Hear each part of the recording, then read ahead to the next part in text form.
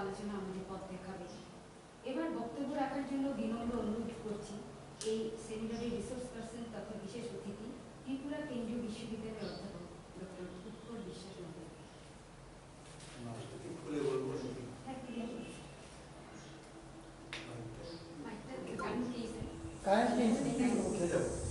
এখানে তো বলতে পারেন কারণ এই কারেন্ট তো নেই, মাইকটা কাজ করছে না।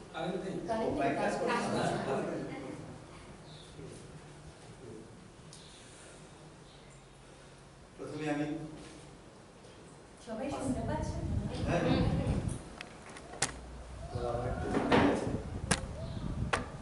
প্রথমে আমি আমার আজকে এই 2020 অর্থাৎ ভারত সরকারের যে নতুন শিক্ষানীতির জন্য যে একটা জনজাগরণ বলতে হবে, যে কলেজ হোক সমাজের প্রত্যেকটি মানুষ তার জন্য জানবে কি করতে যাচ্ছে, শিক্ষা ব্যবস্থাটা কি করতে যাচ্ছে, তার জন্য যে আজকে যে আমার সতীন দেববর্মন মেমোরিয়াল সরকারি মহাবিদ্যালয়ের তরফ থেকে যে সেমিনারের আয়োজন করা হয়েছে, তার যে আমাদের আজকে বিশেষ অতিথি আমাদের অধ্যক্ষ ছিলেন, উনি কলেজের এবং বরিষ্ঠ অধ্যাপক, ভালো শিক্ষক। হ্যাঁ, প্রথমে আমার শ্রদ্ধা প্রণাম জানাই। আমার সৌভাগ্য যে আজকে ওনার ব্যক্তিত্বের সঙ্গে এক মঞ্চে বসে কিছু বলার সাহস ভগবান আমাকে দিয়েছে। ওনার সঙ্গে আমি খুব সৌভাগ্যবান যে আজকে ওনার সঙ্গে আমি একসঙ্গে মঞ্চে বসতে পেরেছি। আমাদের গ্রুপ স্যার আছেন, অনেক স্বাগত জানাচ্ছি আমাদের সরকারি মহাবিদ্যালয়ের অধ্যক্ষ মহোদয়কে। আর আজকের যে এই সেমিনারে উপস্থিত সমস্ত শিক্ষক শিক্ষিকাদের আমার কৃতজ্ঞতা জানাচ্ছি। আমার আলোচনাটা একটু অন্যদিকে হবে। উনি যেরকম বলেছেন যে সিস্টেম বলেছেন কি কি করতে হবে, কি হয়েছে না, আমি একটু পিছনের দিকে যাব। কারণ আমরা বিস্মিত হয়ে গেছি, আমার দাদুর পরে কে ছিল আমার, আপনারা কেউ বলতে পারবেন না। আমি যে মহানের পাশে চ্যালেঞ্জে বলতে পারি আমার দাদুর বাবার নাম কি ছিল, কেউ বলতে পারবে না। আমিও পারবো, দাদুর বাবার নাম তো বলা আরো মুশকিল। তো আমাকে ওইখানে যেতে হবে। ভারতবর্ষের সংস্কৃতি কি ছিল, ভারতবর্ষ কি ছিল দেশ, পৃথিবীর মধ্যে তার কি স্থান ছিল, ওইখানে আগে যেতে হবে। আমার প্রথম পুরুষ কে ছিল, ওইখানে যেতে হবে। তাইলে আজকে শিক্ষা ব্যবস্থা গুরুত্ব বুঝতে পারবো যে কেন শিক্ষা ব্যবস্থার এই আমূল পরিবর্তন করা হচ্ছে, কেন ব্যবহারিক চিজ করা হচ্ছে, কেন উনি বলেছে সার্টিফিকেট ছেড়ে দেওয়ার কথা বলা হয়েছে। তখন বুঝতে পারবো যখন সমস্ত পৃথিবীতে কোনো সভ্যতা ছিল না, তখন ভারতীয় সভ্যতা ছিল। কোনটা প্লিজ সায়েন্স প্রেমী জানতে হবে, আমাদের গৌরবশালী ইতিহাস জানতে হবে। আমাদের মুনি ঋষিরা সাধনা করে আমাদের জীবন ব্যবস্থাকে করে দিয়েছে। জানি এই দেশ মুনি ঋষিদের দেশ, তারই সেই শিক্ষা ব্যবস্থাকে তৈরি করেছে। গুরুকুল ব্যবস্থা কারা চালাতো, মুনি ঋষিরা চালাতো। সমস্ত যতই এই পৃথিবীতে জন্মগ্রহণ করেছে, যে রামচন্দ্র হোক, যে শ্রীকৃষ্ণ হোক, যে কোনো মহারথী হোক, গুরুকুল থেকে শিক্ষা গ্রহণ করতে হয়েছে। সেই ইতিহাস আমাদের জানতে হবে। সেটাকে কাল্পনিক বলে বিদেশি মতামতের সঙ্গে আমাকে সম্মত পোষণ করা অন্যায় আমি করতে পারবো না। তাই আমি দেখি ভারতবর্ষ যদি এত বিদ্বান হয়ে থাকে সে দেশ, তাহলে তার জন্য আর নতুন শিক্ষানীতি কি ব্যবস্থা দরকার আছে।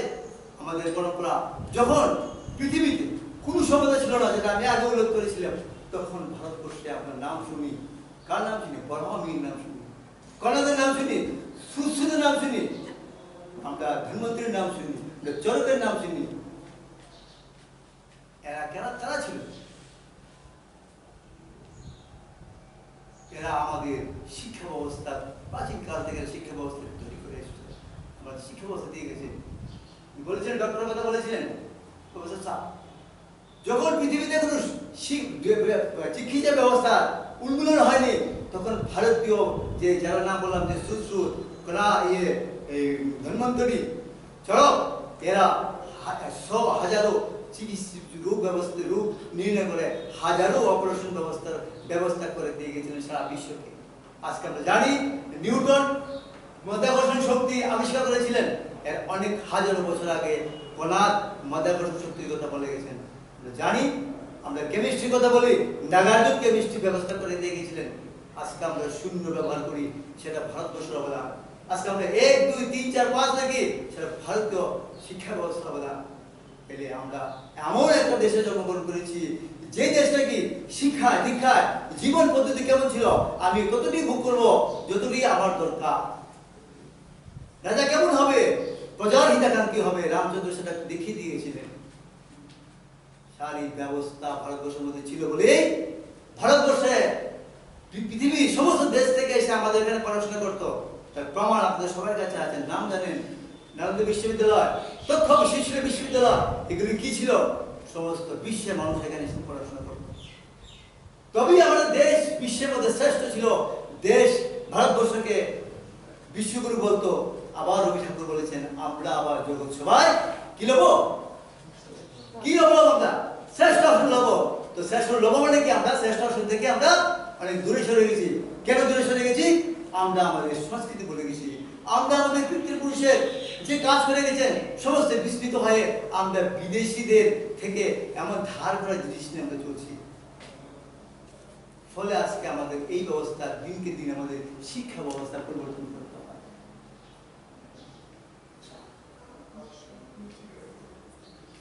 এই কারণেই আজকে 34 বছর বলেছেন, এমন বলেছেন, সেমন বলেছেন, কিন্তু আমরা জানি আজকে এখানে সব সঙ্গীতের বিদ্যার্থী সহ শিক্ষকরা আছেন।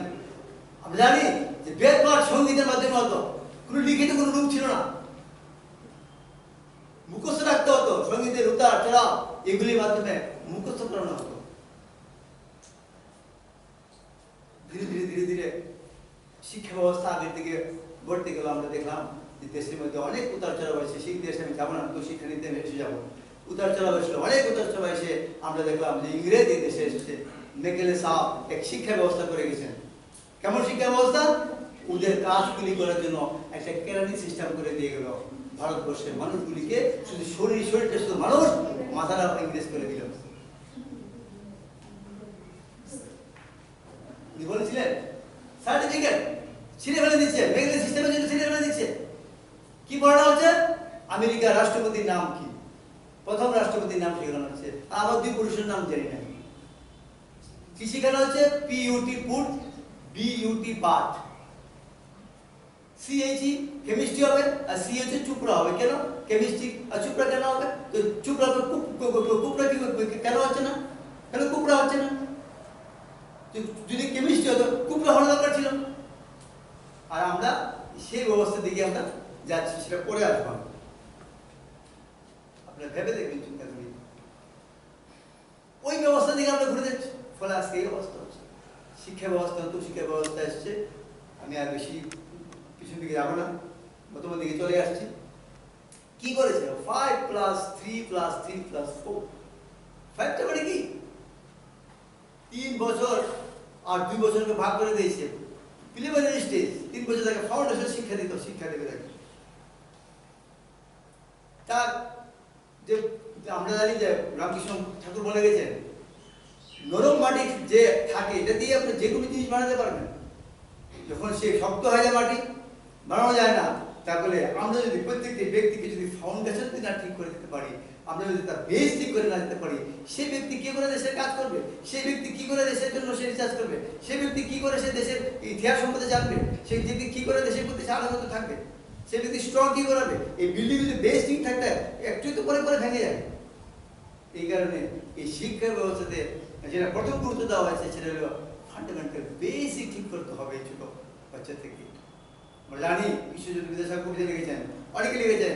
গোপাল রাস্তায় খেলে স্কুলে আসে না, কেন আসবে? স্কুলে গেলে এই করতে হবে, বেত মারবে, আরো অন্য বাচ্চাদের নিয়েও সে স্কুলে আসতে চায় না। এই কারণে এই শিক্ষা ব্যবস্থাতে যে ছোট ছোট বাচ্চারা আসবে স্কুলে পড়তে, এদেরকে খেলার ব্যবস্থা করা হচ্ছে, এদেরকে মিউজিকের ব্যবস্থা করা হচ্ছে, এর ফাইন্যান্সের ব্যবস্থা করা হচ্ছে।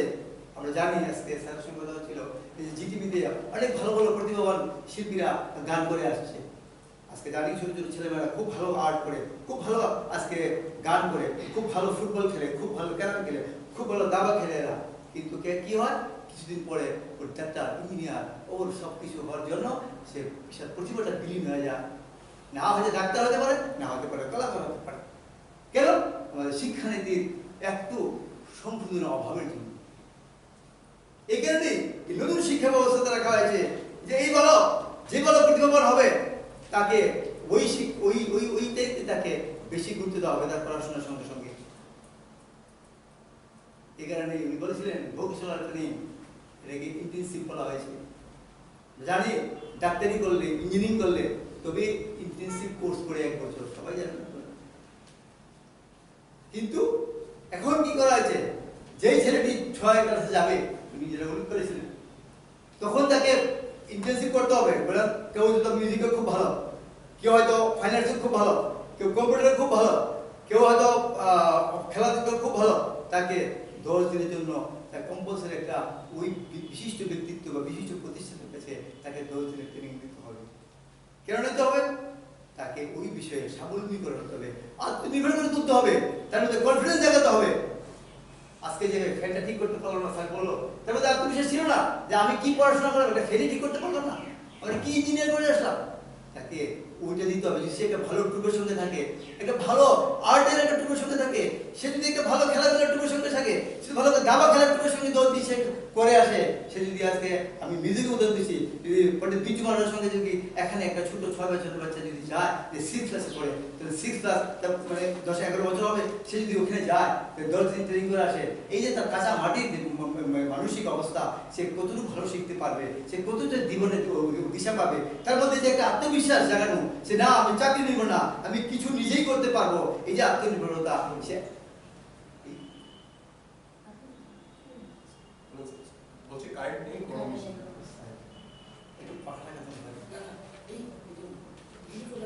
এই যে আত্মনির্ভরতা, সে আত্মনির্ভরতা জাগানোর জন্যই এই শিক্ষা ব্যবস্থা।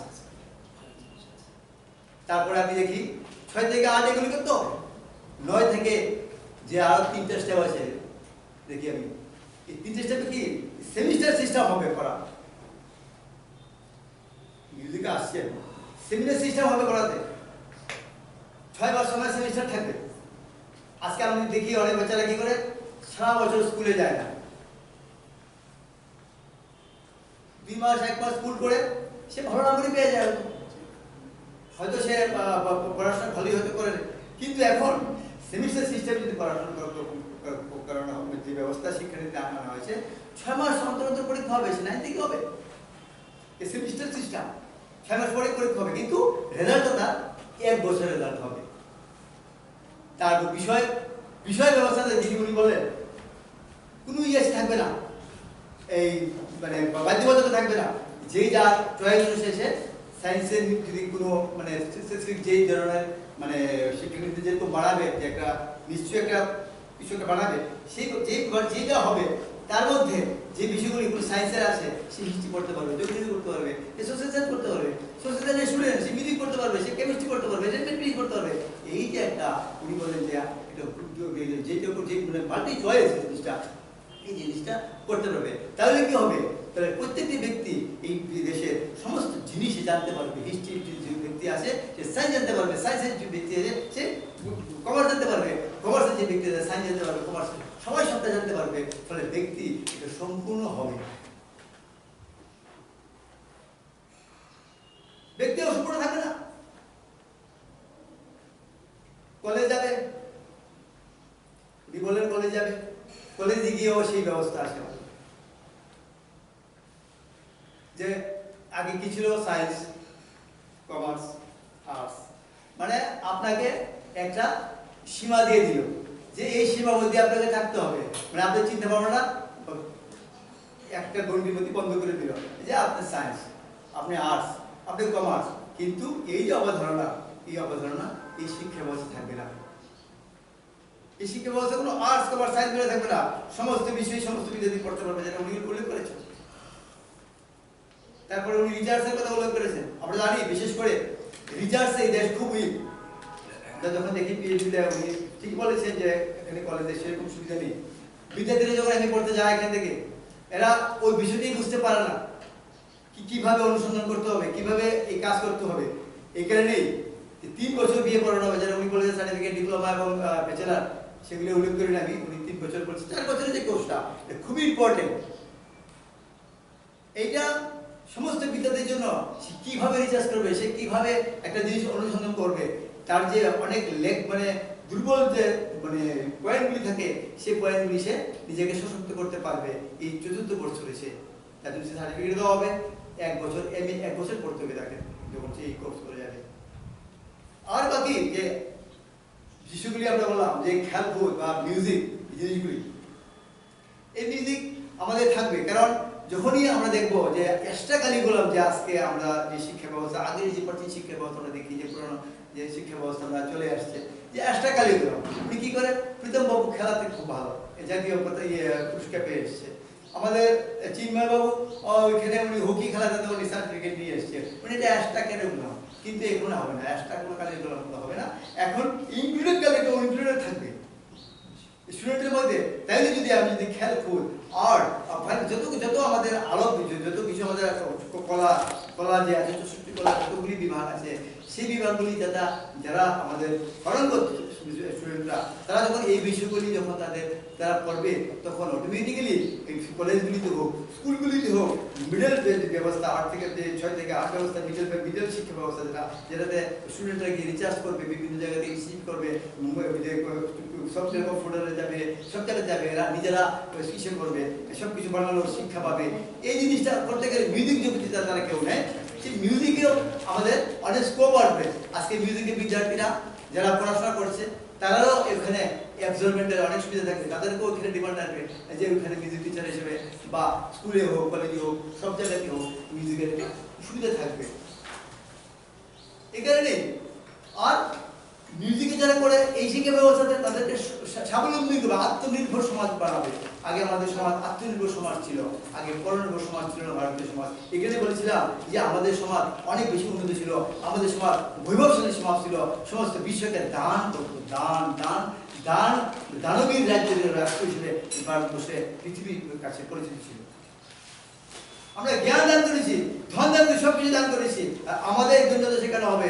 এই কারণেই এই শিক্ষা ব্যবস্থাতে এমন ব্যবস্থা করতে হবে, করার জন্য চেষ্টা করা হচ্ছে যেই ব্যবস্থাতে একদম প্রত্যেকটি ব্যক্তি সে আত্মনির্ভর হবে, সে পরনির্ভর হবে না।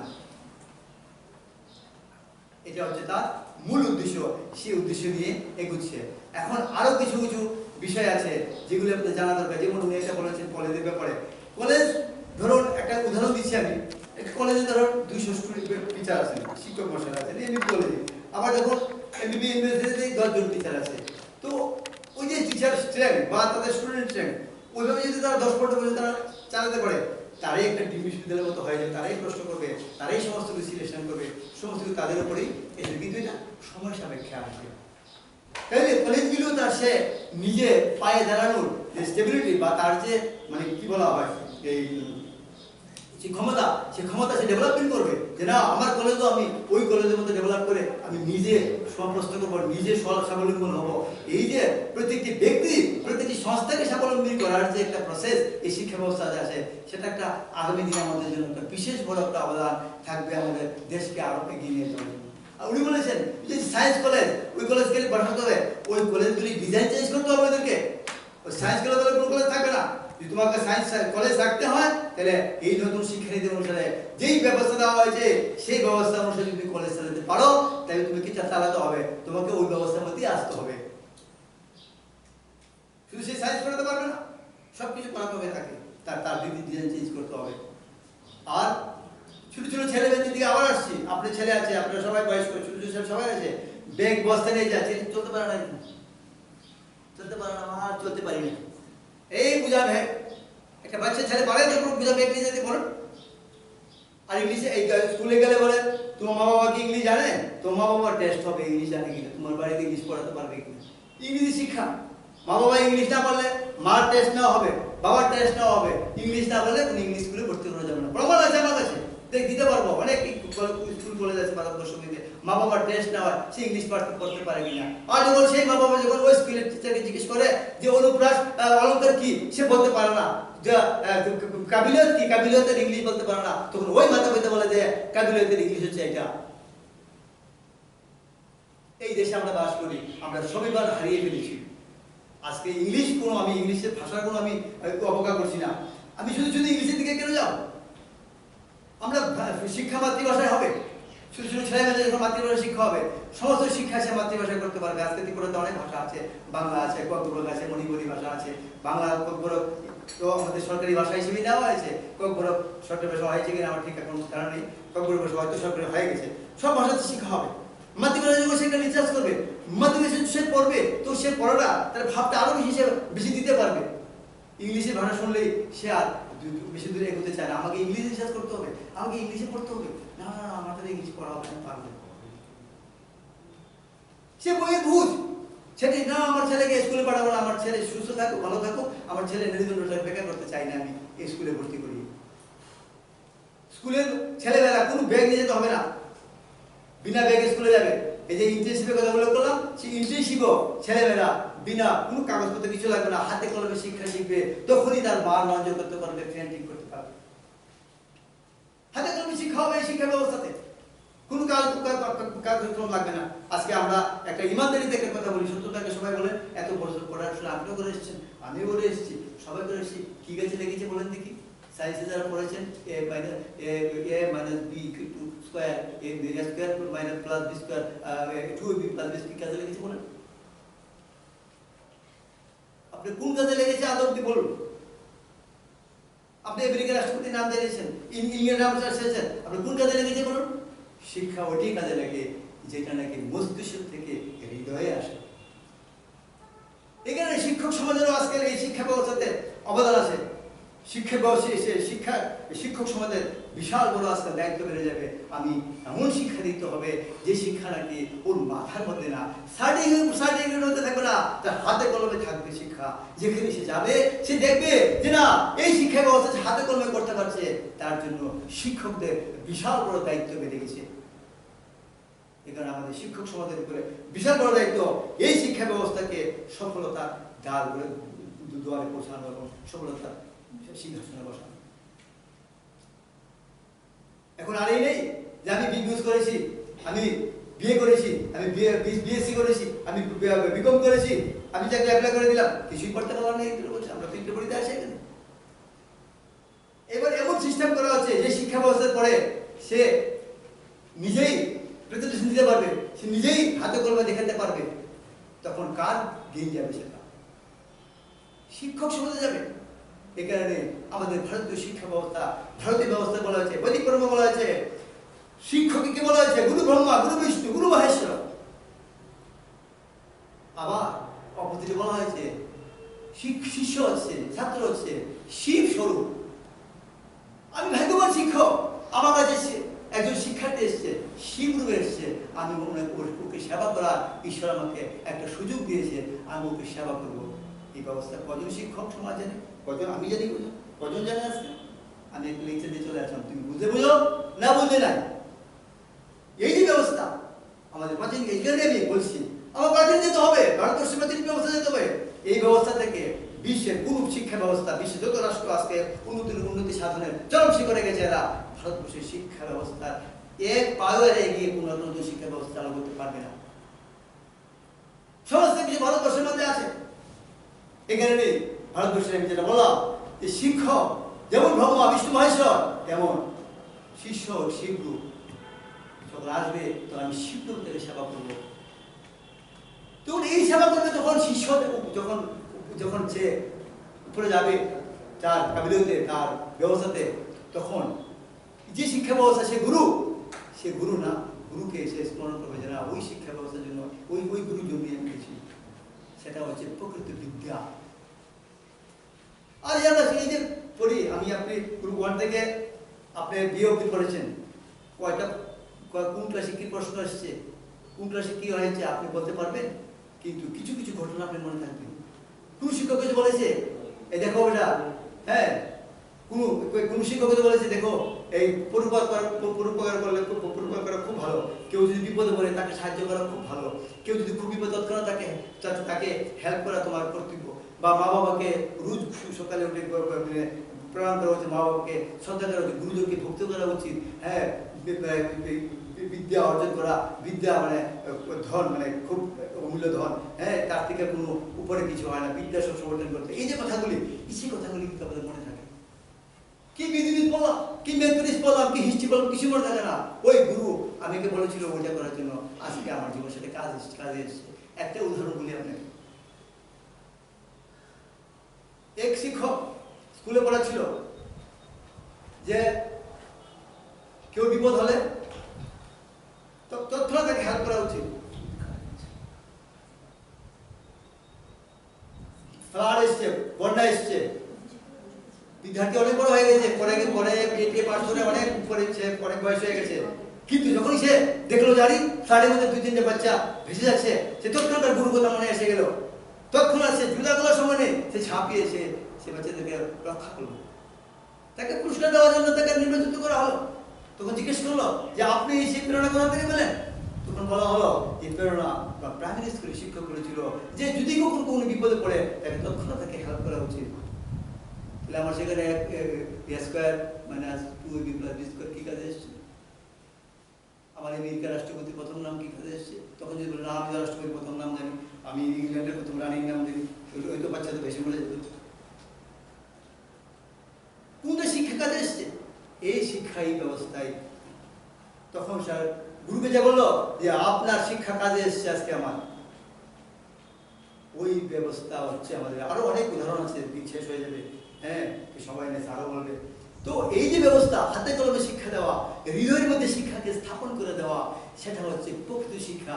এই শিক্ষাটাকে এই নতুন শিক্ষা ব্যবস্থা চালু করার ব্যবস্থা করা হচ্ছে। এই কারণে ফাউন্ডেশনকে ঠিক করার জন্য 1 বছর 1 থেকে 5 বছর যে প্রথম যে 5টা পাস রেখেছে, সে তাকে বেশ ঠিক করার জন্য, তারপরে তাকে ইন্টার্নশিপ করা, এই ধীরে ধীরে তাকে যাকে শিক্ষাটাকে শুধু ব্রেনের মধ্যে না, শিক্ষাটাকে তাকে হৃদয়ের মধ্যে নিতে হবে। যে কোনো জায়গায় যাতে যে যায়, সে যাতে পরিপূর্ণ ব্যক্তিত্ব হিসাবে সে যাতে নিজেকে উপস্থাপন করতে পারে, সে যাতে আত্মনির্ভর হয়, সে যাতে পরনির্ভর না হয়, সে আরো 2-4টাকে আর 2-4জনকে যাতে আরো আত্মনির্ভর করাতে যে উৎসাহিত করতে পারে, এই শিক্ষা ব্যবস্থায় এই নতুন শিক্ষা ব্যবস্থা রাখা হয়েছে। আর যেটা আমাদের প্রাচীন শিক্ষা ব্যবস্থায় ছিল, নতুন কিছুই নেই। আমরা যখন অনুসন্ধান করি, স্যার বলতে পারবেন নতুন কিছুই নেই, সব কিছু ঈশ্বর দিয়েছে এটার মধ্যে। শুধু বলা হয় রিসার্চ মানে কিতাব পুনর্মূল্যায়ন করা, মানে আবার সেটাকে নতুন ভাবে দেখা। আমাদের পরিবেশে সবকিছুতে দিয়ে গেছেন, সেটাকে আবার নতুন চোখে আমরা দেখবো, আবার নতুন চোখে দেখে আবার সেই ভারতবর্ষকে আবার, বলছিলাম না যে রবি ঠাকুর কি বলেছিলেন, আবার আমরা জগৎ সভায় শ্রেষ্ঠ আসন নেব। আবার তিনি বলেছেন, তো উনি বলতে পারতেন আমাদের জগৎ সভায় শ্রেষ্ঠ আসন নিতেই হবে, নিতেই বলে না, আবার বলেছে। তার মানে আমরা কি ছিলাম, আগে ছিলাম, তারপর আমরা আবার যাবো। এই কারণে এই শিক্ষা ব্যবস্থা এমন শিক্ষা ব্যবস্থা করেছে যে রবি ঠাকুর যে স্বপ্ন দেখেছিলেন আবার বিশ্বতে আবার ভারতবর্ষ জগৎ সভায় শ্রেষ্ঠ আসন হবে, এই শিক্ষা ব্যবস্থা ওই শ্রেষ্ঠ আসনই নেওয়ার জন্যই এই ব্যবস্থা করেছে। তার জন্য আমাদের যে শিক্ষক সমাজের বিশাল বড় একটা দায়িত্ব আছে আগামী দিনে, সেই দায়িত্ব আমাদেরকে ইমানদারিতে, আমাদের খুবই ইমানদারিতে সেই দায়িত্ব পালন যদি আমরা করতে পারি, তবেই আমাদের সেই কবিগুরুর কথা আমাদের সত্য হবে, আমাদের ভারতবর্ষ আবার জগৎ সভায় শ্রেষ্ঠ আসন হবে। জাতীয় শিক্ষানীতি 2020 সম্পর্কে সমৃদ্ধ বক্তব্য রাখার জন্য ধন্যবাদ জানাচ্ছি সেমিনারের রিসার্চ পার্সন ও বিশেষ অতিথি তথা ত্রিপুরা কেন্দ্রীয় বিশ্ববিদ্যালয়ের অধ্যাপক ডক্টর উৎপল বিশ্বাস মজুমদার। তার এই সারবদ্ধ আলোচনা আমাদের প্রাণিত করতে। এবার বক্তব্য রাখার জন্য বিনম্র অনুরোধ করছি